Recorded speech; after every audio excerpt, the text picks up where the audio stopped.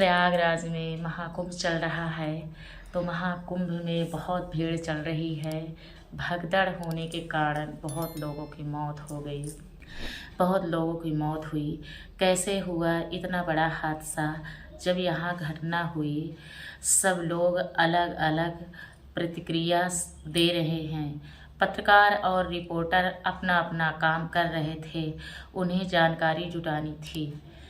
लाशों पर नंबर पड़ा था 17 और आखिरी लाश पर 40। तो इससे अंदाज़ा लग गया 35 से 40 लोगों की मौत हुई इस भगदड़ में, महाकुंभ में। तो आखिर यह सब कैसे हुआ जानेंगे इस खबर में। तो आप लोग मेरी कहानी में जुड़े रहिएगा, पूरी कहानी सुनेंगे तभी समझ में आएगा। कहानी सुनने और देखने के पहले चैनल को लाइक सब्सक्राइब ज़रूर कर दिया करें ताकि मेरा भी हौसला बढ़ता रहे। तो सुनिए कहानी आगे की। तो प्रयागराज में महाकुंभ 12 साल बाद आया है। बहुत संख्या में लोग वहाँ आते हैं। यह महाकुंभ महीनों तक चलता है और कई पर्व पड़ते हैं, जैसे कि एक पर्व है मौनी अमावस्या। तो 28 जनवरी 2025 रात 1:30 बजे हादसे के पीछे का असली सच क्या है? मौनी अमावस के दिन लोगों की सिर्फ सर दिख रहे थे। हालांकि पुलिस ने व्यवस्था और सरकार ने सारे इंतजाम किए थे, लेकिन भीड़ इतना ज़्यादा थी, लोगों को संभाल पाना मुश्किल था। हर पर्व पर भीड़ होती है, लेकिन इस महाकुंभ में ज़्यादा ही भीड़ थी। वहाँ लोग अपने आप को बचा रहे थे। अगर कोई नीचे गिर जाता, समझ लो वह दब गया। ऐसे लोग भाग रहे थे जैसे कि कोई मतलब नहीं है, सिर्फ अपने से मतलब है। नीचे कौन दबा पड़ा है, कौन मरा जा रहा, कौन चिल्ला रहा, कोई लेना देना नहीं है इस पब्लिक को। अपने को बचाना था। एक लड़की बिलख बिलख कर रो रही थी। उस लड़की की माँ बिछड़ जाती है और उसी भगदड़ में वह मर जाती है। उसकी वहाँ पर कोई सुनने वाला नहीं था। आखिर करे तो क्या करे, वह लड़की यही सोच रही थी। एक लड़का छतरपुर से महाकुंभ आया था। उसके साथ उसकी माँ आई थी। उसने अपनी माँ का हाथ पकड़ रहा था। जब उसकी माँ का हाथ छूट जाता है तो वह इधर उधर देखने लगता है। तो उसके हाथ में एक बैग था। उस बैग में कुछ पैसे थे। वह बैग भी हाथ से छूट जाता है।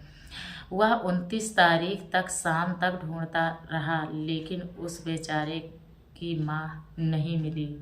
सास और बहू एक साथ आई थी कुंभ मेले में स्नान करने के वास्ते, लेकिन वहां आकर उनके साथ कुछ हुआ ही हो गया। सास कहीं अपनी बहू से बिछड़ जाती है। वह बहू रो रो कर परेशान थी। प्रशासन से कह रही थी कि मेरी सास को ढूंढ दो, लेकिन प्रशासन भी क्या करता, वह सिर्फ चुपवा रहे थे। कुछ तो इस दुनिया से ही विदा हो गए इस कुंभ के चक्कर में। महाकुंभ शुरू हुआ था, तब से टीवी, यूट्यूब और अन्य सोशल मीडिया प्लेटफार्म पर खबरें छपना शुरू हो गई। लोगों ने रील्स बना कर वायरल करना शुरू कर दिया। तो लोग जब यह सब देख रहे थे, उनका भी मन कर रहा था जाने का। अपने साधन से तो कोई दूसरे के साधन से कैसे भी करके लोग आ रहे थे।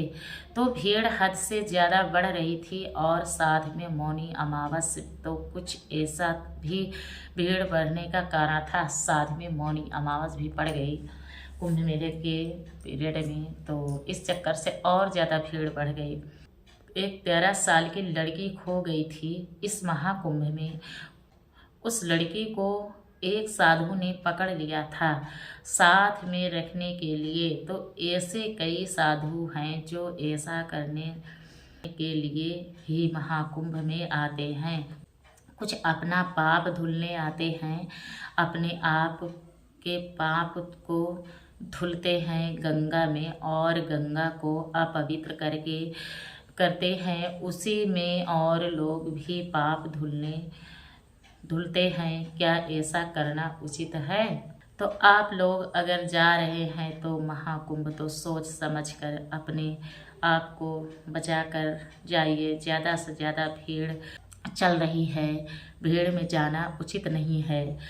तो यह घटना सुनाने का मकसद किसी को परेशान करना नहीं, ताकि आप लोगों को जागरूक करना। तो दोस्तों, कहानी को देखने के पहले चैनल को सब्सक्राइब ज़रूर कर लिया करें। तो मिलती हूँ नेक्स्ट कहानी पे, तब तक के लिए जय हिंद।